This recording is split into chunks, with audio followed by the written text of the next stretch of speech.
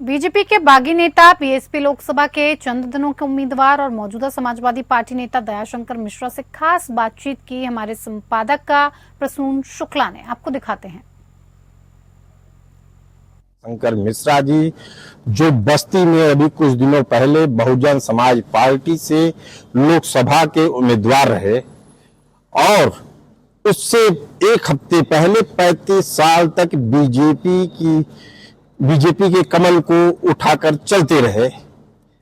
आखिर दयाशंकर मिश्रा जी क्या कारण रहा कि जिसको आप कहते थे कि पार्टी मेरी माँ है, भारत मेरी माँ है, उस माँ को त्याग करना पड़ा? नहीं, देखिए, मैंने माँ को नहीं त्यागा है। भारत आज भी मेरी माँ है। तो भारत के विषय में तो कोई भारतीय जनता पार्टी का ठेका तो है नहीं कि भारतीय जनता पार्टी में रहने वाला व्यक्ति ही भारत को माँ मानेगा। लेकिन भारतीय जनता पार्टी में मैं 35 वर्ष से था। मैंने छात्र जीवन से भारतीय जनता पार्टी के विचारों को ग्रहण किया और मैं उसको लेकर के चलता रहा। भारतीय जनता पार्टी के विचारों से मैं नहीं विचलित हुआ। भारतीय जनता पार्टी के विचारों से मैं कभी विचलित नहीं था। लेकिन बस्ती में जब मैं मैं पहले छात्र संघ का अध्यक्ष था और विश्वविद्यालय का, लेकिन बस्ती में राजनीति करने के बाद जब मैं आया तो 14 से लेकर के और 24 तक मेरी जो दुर्गति इस जिले के सांसद ने किया वो किसी सामान्य कार्यकर्ता के साथ भी एक नेता नहीं करता है। लेकिन इसकी जिम्मेदारी तो पार्टी के आला कमान की होनी चाहिए। आप कहते थे, मुझसे कई बार पहले भी मिले और आप कहते थे कि पार्टी मेरी माँ है। अब आप क्या मानते हैं, पार्टी आपकी माँ नहीं है या केवल एक ही आदमी जिम्मेदार है, पार्टी का आला कमान जिम्मेदार नहीं है?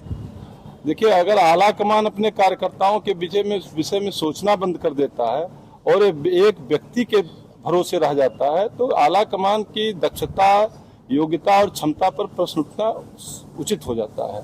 मैंने आला कमान से कई बार मैं टिकट मांगा 17 में और आला कमान से मांगा, मैंने बड़े बड़े अपने नेताओं से मांगा और उसके बाद में भी अगर 14 में हरीश द्विवेदी जैसा एक कार्यकर्ता सांसद हो सकता था, समाजवादी पार्टी की सरकार थी, तो 17 में कौन सी ऐसी परिस्थिति थी कि एक भी कार्यकर्ता चुनाव लड़ने के योग्य नहीं था।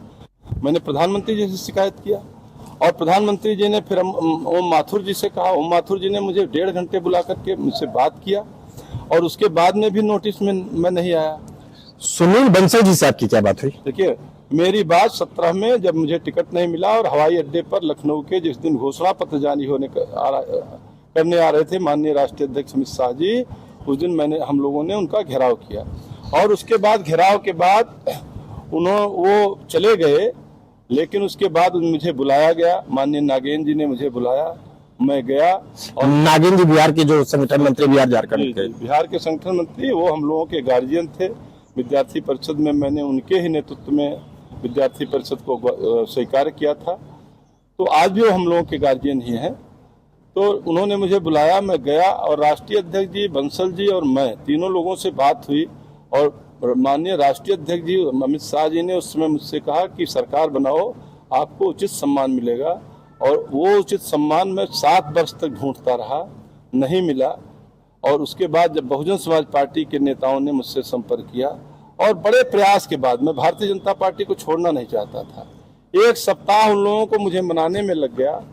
किसी कीमत पर मैंने अपनी शर्तों के अनुसार बहुजन समाज पार्टी को स्वीकार किया और लोकसभा का टिकट मिला। और लोकसभा का टिकट मिलने के बाद मृतप्राय पार्टी, जिसको लोग कहते थे बहुजन समाज पार्टी मृतप्राय है, जिस दिन मेरी टिकट की घोषणा हुई उसी दिन बस्ती में बसपा चुनाव मैदान में आ गई। लेकिन टिकट काट दिया गया आपका? टिकट काट दिया गया, ये तो बात की बात थी। लेकिन मैं जिस दिन मेरी घोषणा हुई उसी दिन से लोगों ने, बस्ती के लोगों ने कहना शुरू किया जो लड़ेगा वो बसपा से लड़ेगा। और उसके बाद 1 तारीख को मैंने भी नामांकन किया, भारतीय जनता पार्टी के प्रत्याशी ने भी नामांकन किया। वो मुझसे 5 दिन भी नहीं लड़ पाए और उन्होंने राजकिशोर सिंह जैसे यहाँ के कद्दावर मंत्री को भी अपनी पार्टी में शामिल किया। लेकिन उसके बाद में भी जनता लोड नहीं ले रही थी। कार्यकर्ता हो, कोई अध्यक्ष हो, जिला अध्यक्ष, आप जिला अध्यक्ष भी रहे, तो कहा जाता था कि समर्पण, त्याग, बलिदान की भावना हो तो दयाशंकर मिश्रा से सीखो। आखिर उस दुराव क्यों हो रहा है? क्या केवल पद के कारण है या कोई और कारण है? देखिए, सम्मान सबसे बड़ी चीज होती है व्यक्ति की। और मुझे यहाँ तक किया गया कि मुझे मीटिंगों में नहीं बुलाया जा रहा था। जब से सांसद जी ने अपना जिला अध्यक्ष बनाया, अपनी जेब का व्यक्ति को बनाया, तब से हम लोगों की वो उपेक्षा हो रही थी कि वो पीड़ा किसी से कहा नहीं जा सकता। कहा नहीं जा सकता है, लेकिन आला कमान से तो आपने अपनी बात को रखी ही होगी, उसका क्या नतीजा निकला? दूसरी चीज मैं पूछना चाह रहा हूं, जिस तरीके से आप वैचारिक स्तर पे हैं, मैं तो सभी पार्टियों को कवर करता हूं, उसका यह वैचारिक रूप से जुड़ाव है या केवल कुछ समय का ठहराव है? देखिए, मैं कोई राजनीतिक व्यापारी नहीं हूं शुक्ला जी, कि मैं जो है आज यहाँ गया, कल वहां गया, परसों वहां गया। मैंने अगर 35 वर्ष तक भारतीय जनता पार्टी में रह करके बिना कुछ पाए अपने पैसे से अपनी विचारधारा को ढोया है, तो ये मान के चलिए कि मैं जहां जाऊंगा वहां स्थायी रूप से जाऊंगा। मैं दल बदल करने वाला व्यक्ति नहीं हूं।